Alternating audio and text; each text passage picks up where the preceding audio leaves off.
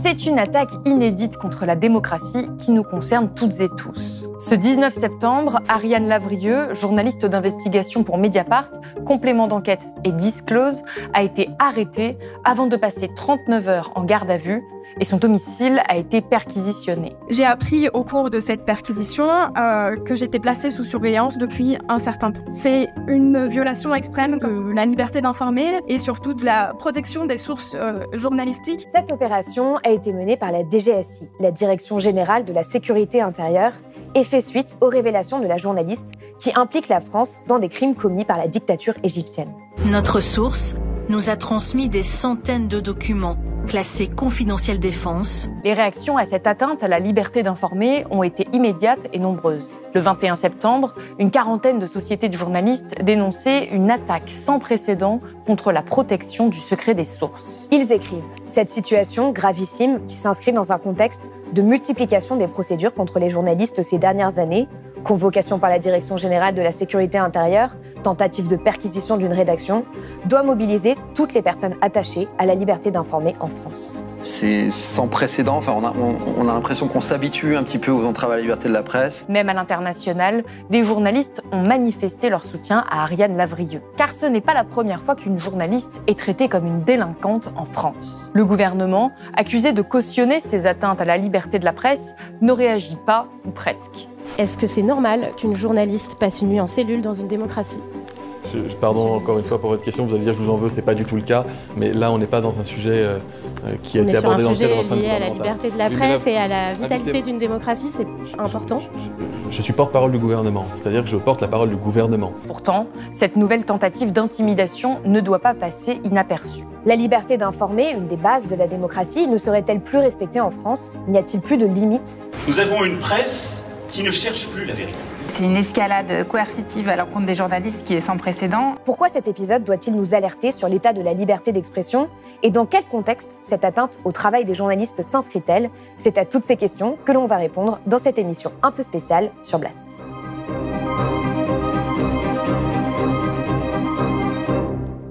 C'est une information qui a vite été éclipsée par le reste de l'actualité et qui est pourtant absolument centrale dans notre histoire démocratique. C'est pour cette raison que nous considérons que l'émission d'aujourd'hui est particulièrement importante, car ce qui est arrivé à la journaliste Ariane Lavrieux est un cas d'école de violation du secret des sources.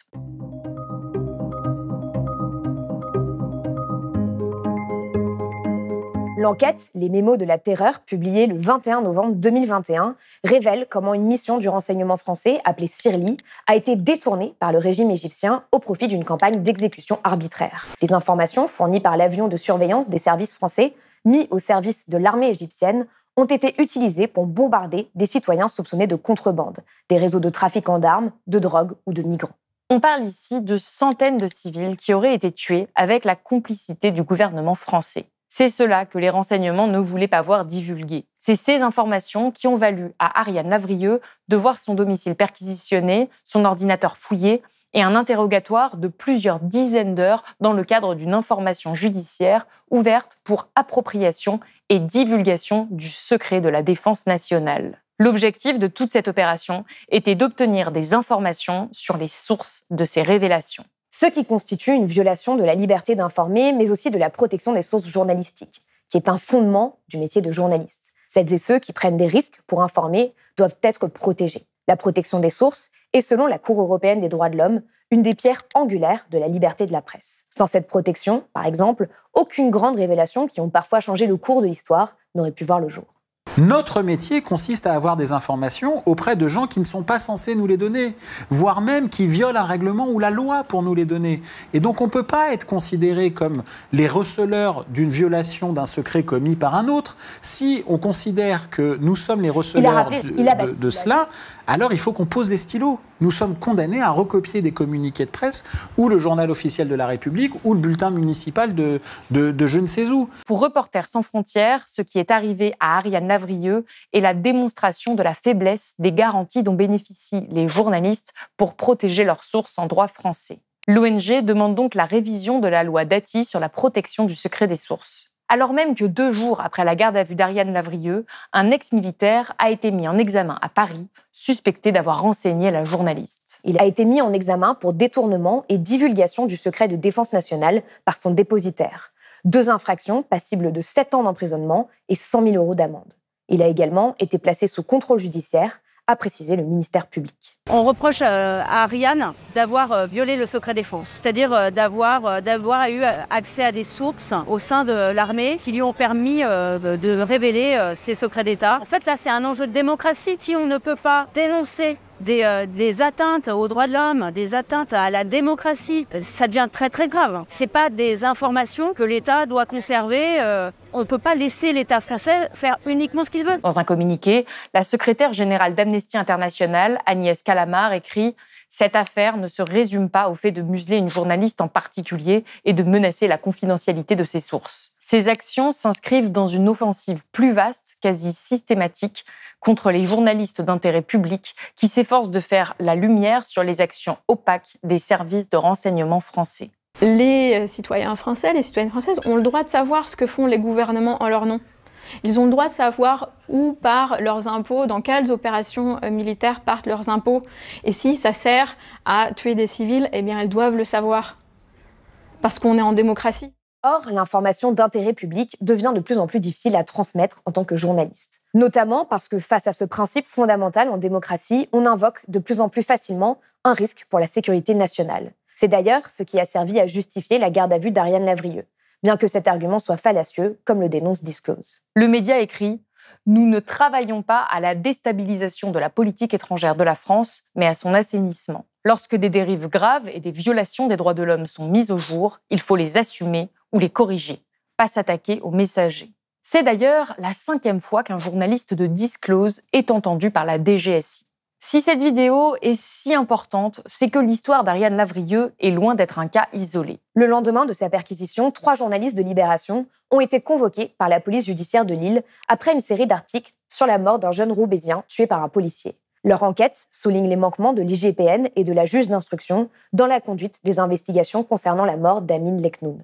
Dans un communiqué, la Société des journalistes et du personnel et la direction de Libération dénoncent une nouvelle tentative d'intimidation et une procédure inadmissible et indigne d'un pays démocratique où la liberté de presse ne doit en aucun cas être entravée. Ce qui est extrêmement préoccupant ces dernières années, c'est que les atteintes à la liberté de la presse sont de plus en plus courantes et tous les moyens sont bons pour dissuader les journalistes. Convocation, interpellation, garde à vue et même perquisition.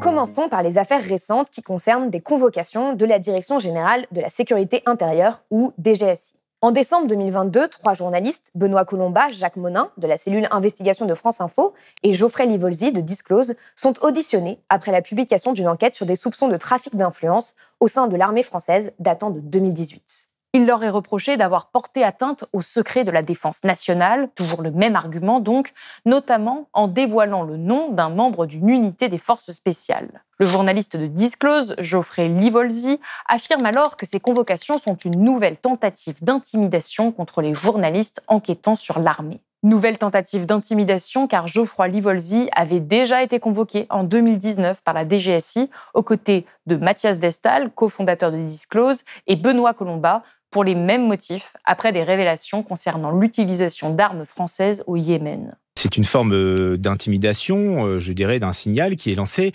même au-delà de nous, à travers vis-à-vis de tous les journalistes qui travaillent sur ce type de sujet. Au même moment, la journaliste de l'émission Quotidien, Valentine Auberti, est aussi convoquée pour compromission du secret de la défense nationale, après avoir travaillé sur le même sujet, les ventes d'armes de la France à l'Arabie Saoudite et aux Émirats Arabes Unis. Pendant mon enquête, j'ai été en contact avec des sources. Ces sources m'ont donné des infos sensibles. J'ai voulu confronter la ministre des Armées à ces informations, mais la ministre Florence Parly a esquivé nos questions. Et ses services ont préféré enclencher immédiatement une procédure judiciaire qu'on pourrait qualifier d'intimidation.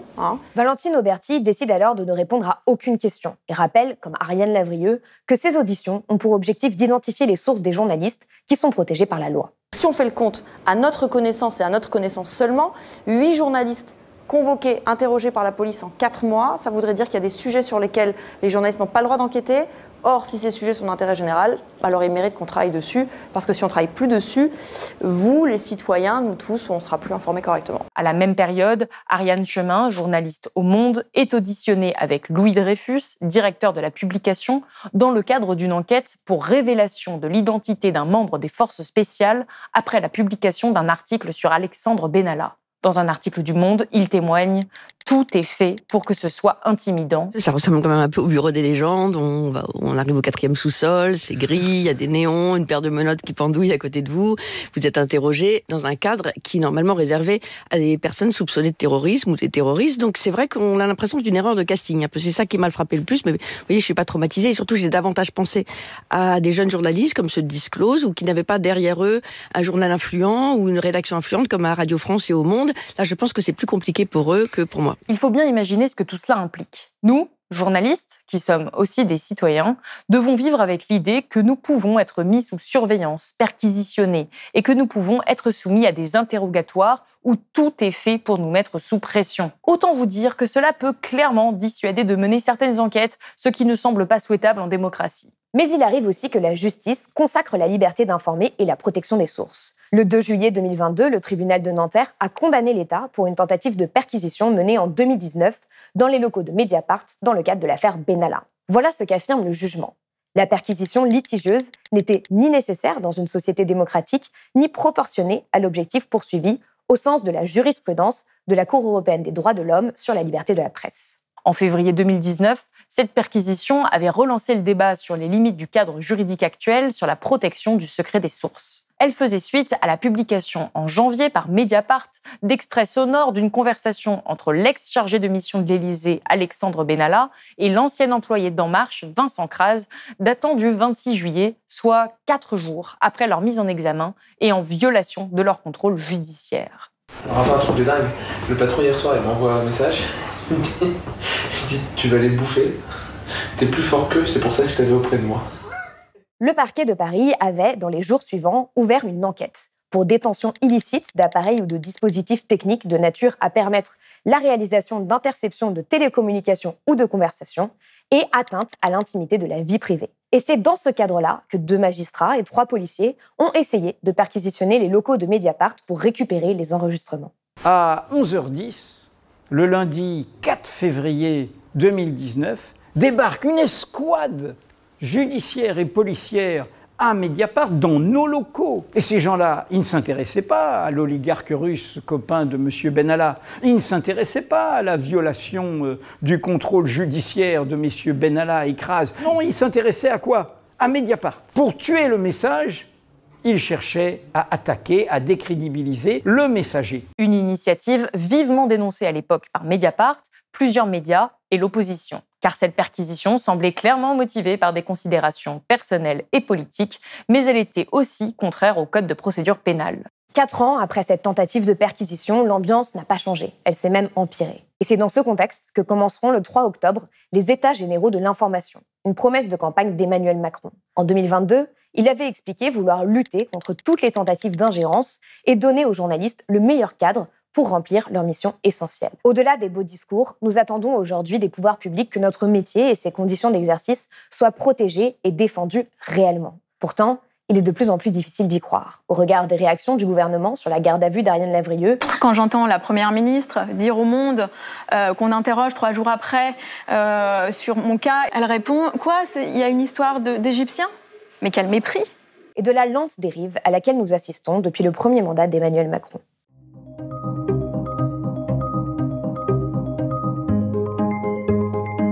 Le gouvernement et la liberté de la presse, ce n'est pas une grande histoire d'amour. Au classement annuel de Reporters sans frontières, en ce qui concerne la liberté de la presse, notre pays arrive 24e derrière la Lituanie, la Lettonie, le Costa Rica ou encore la Namibie. Et si la France a gagné quelques places ces dernières années, ce n'est pas parce que la situation s'est améliorée chez nous, mais plutôt parce qu'elle s'est dégradée ailleurs, comme le soulignait Christophe Deloire, le secrétaire général de RSF, dans les colonnes du Monde. Car les perquisitions et atteintes judiciaires à la liberté de la presse et au secret des sources que nous avons mentionnés en première partie de vidéo ne sont que la face émergée de l'iceberg. Depuis quelques années, nous assistons à une dégradation extrêmement préoccupante des conditions d'exercice de notre métier et des attaques répétées contre la liberté d'expression, notamment de la part du gouvernement. Nous avons vu, à notre échelle, la situation se détériorer, notamment en ce qui concerne les violences policières. Depuis quelques années, ces titres de journaux sont devenus récurrents. Journaliste victime de violences policières à Paris, j'ai été projeté au sol et frappé. Violence policière, j'ai montré ma carte de presse et ça n'a rien changé. Devoir faire face à des forces de l'ordre potentiellement violentes fait désormais partie intégrante des risques du métier, alors que les policiers sont censés protéger la liberté de la presse, justement. Malheureusement, c'était moi qui ai pris le coup de matraque. À ce moment-là, je me souviens plus. Je me souviens que le sang qui sort partout. Je me vois avec l'appareil photo où il y a plein de sang. Abus de pouvoir, humiliation, injures, menaces, coups de matraque ou tirs de LBD. En tout, rien que pendant le mouvement des Gilets jaunes, selon RSF, au moins 54 journalistes ont été blessés par les forces de l'ordre, ce qui a marqué un véritable tournant dans le rapport entre journalistes et police. Sur leur site, un article décrit les nombreux dangers physiques encourus, mais également psychologiques. Un journaliste explique. La tension n'est pas seulement physique. Certains sont traumatisés par les blessures graves qu'ils photographient, des membres arrachés, des yeux crevés. Il déclare en conclusion « Nos cartes de presse ne nous protègent plus ». Sébastien Rocher, sociologue spécialiste du maintien de l'ordre, remarque lui aussi une détérioration du rapport entre journalistes et policiers. Cela peut, selon lui, être contextualisé par des conditions difficiles d'exercice du maintien de l'ordre, mais cela n'explique pas tout. Une autre interprétation, ça serait de dire que les policiers ont une forte identité et on est soit avec eux, soit on est contre eux. Et si on est journaliste et qu'on est en train de les filmer, on est en train de mettre à jour un certain nombre de pratiques, notamment des violences policières, et donc on est contre eux. Et donc ils prennent leur revanche. C'est ainsi qu'à plusieurs reprises, des journalistes comme le reporter Rémi Buisine ont été victimes de violences policières et ont même parfois été arrêtés dans le cadre de l'exercice de leurs fonctions, comme ici en 2020. En avril 2021, le rapport d'une commission indépendante présidée par Jean-Marie Delarue confirme ces faits en établissant que les relations entre la presse et les forces de l'ordre ont subi, depuis une dizaine d'années, une forte dégradation qui se constate en particulier au moment des manifestations.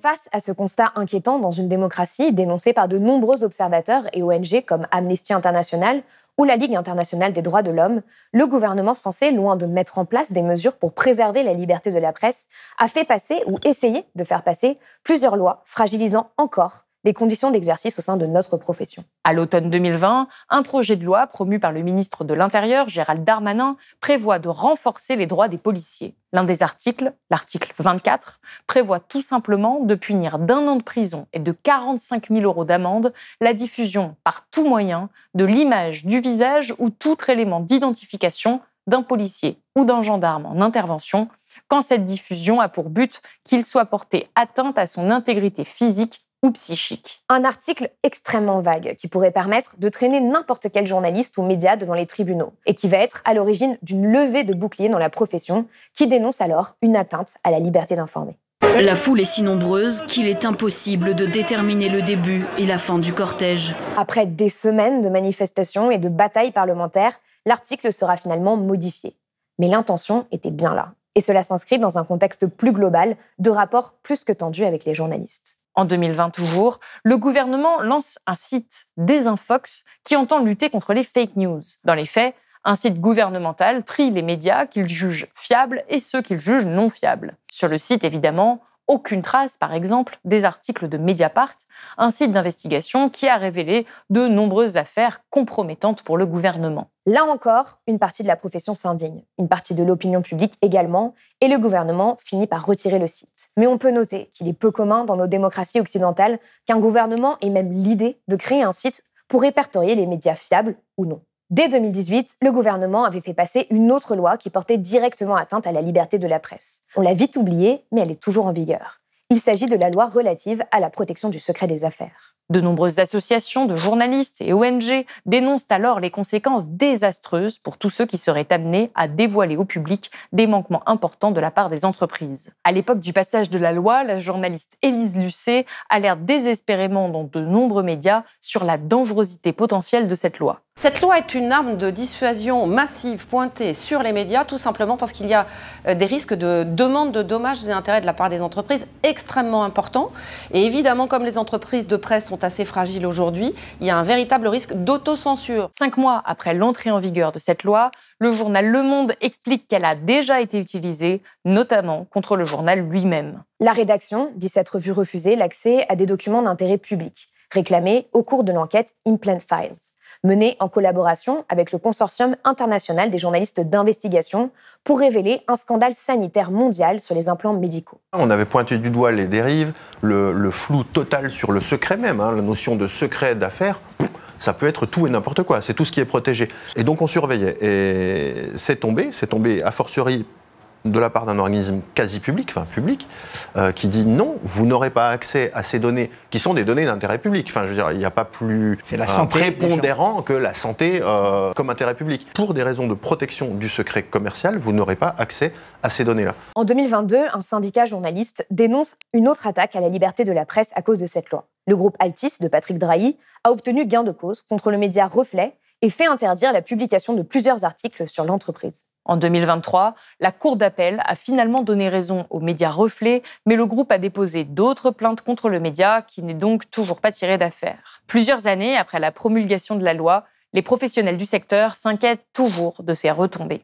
Enfin, dernière offensive législative à l'égard du journalisme, et pas des moindres, la loi sur la redevance audiovisuelle. Celle-ci est intervenue dans un contexte d'extrême concentration des médias, dont nous avons déjà parlé à plusieurs reprises sur Blast. On a un problème fondamental qui est un problème de gouvernance des médias. Aujourd'hui, vous avez cette célèbre formule, mais bon, elle reste malheureusement vraie, de 9 milliardaires possèdent l'équivalent de 90% de l'audience. Vous avez ce problème de concentration capitalistique et là-dessus, quand même, c'est complètement en train de s'accélérer. Il faut être extrêmement précis. Cette concentration fait partie des obstacles à la liberté d'expression en France, puisque les grands patrons de presse sont principalement des milliardaires qui ont de nombreux autres domaines d'activité, domaines sur lesquels il est nécessairement plus compliqué d'enquêter en tant que journaliste. Le cas d'école étant bien sûr celui de Vincent Bolloré, qui en quelques années s'est construit un empire médiatique réactionnaire. Chaque média racheté a fait l'objet d'une transformation radicale de sa ligne éditoriale pour défendre, parfois au mépris de la déontologie, une ligne politique d'extrême droite. Les médias sont devenus des danseuses pour eux. Ils se les offrent comme ils se payent une nouvelle ligne sur un CV ou pour un levier de soft power. Dans ce contexte, les médias de l'audiovisuel public pouvaient constituer un refuge. Sans forcément avoir une indépendance totale, ils échappent clairement aux logiques parfois imposées par les milliardaires les plus interventionnistes. L'audiovisuel public, c'est Cache Investigation, complément d'enquête ou encore envoyé spécial. Autant d'émissions qui remplissent un rôle de contre-pouvoir et qui dénoncent parfois des scandales au sommet de l'État. C'est pourtant cet audiovisuel public auquel Emmanuel Macron va s'attaquer lors de la campagne présidentielle de 2022. Dans cette présidentielle, on a trouvé un point commun entre Emmanuel Macron, Marine Le Pen et Éric Zemmour, et ça concerne la redevance télévision. À peine réélu, il fait passer en vitesse, en plein été, une loi qui supprime la redevance, c'est-à-dire le financement de l'audiovisuel public, en dépit des innombrables alertes au sein de la profession,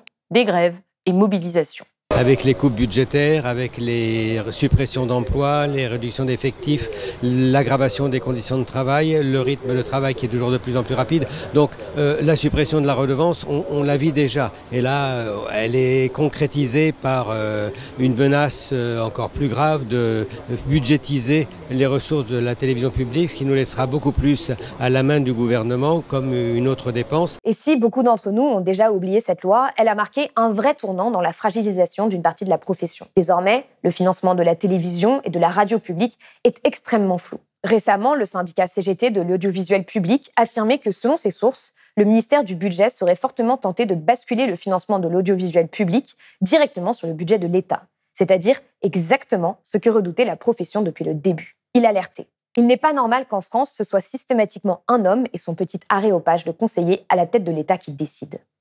Vous l'aurez compris, la liberté de la presse est de plus en plus menacée en France, et cela pose un vrai problème démocratique. Si Victor Hugo affirmait que la presse est l'arme de la vérité dans les mains du peuple, un autre grand écrivain, Albert Camus, rappelait qu'une presse libre peut bien sûr être bonne ou mauvaise, mais très certainement sans liberté, la presse ne sera jamais que mauvaise. Aujourd'hui, c'est bien cette liberté qui est mise en cause, au travers d'attaques répétées, au point de devenir banale. S'il était choquant, il y a encore 15 ans, de voir des journalistes matraqués par la police, ces images sont si récurrentes qu'elles ne semblent même plus choquer ni alerter l'opinion publique. De la même manière, ces interventions de la DGSI sont en train de devenir la norme, et à chaque fois, cela va un petit peu plus loin. Le cas d'Ariane Lavrieux est le cas le plus spectaculaire. Jusqu'à présent, les journalistes étaient convoqués et non perquisitionnés et arrêtés à leur domicile. Chaque petit dépassement que nous acceptons collectivement crée un précédent et ouvre la porte à un autre dépassement. C'est pour cette raison qu'il est aussi important de soutenir une presse indépendante, même si elle ne constitue pas la seule solution à cette crise. À Blast, nous vivons grâce à vous,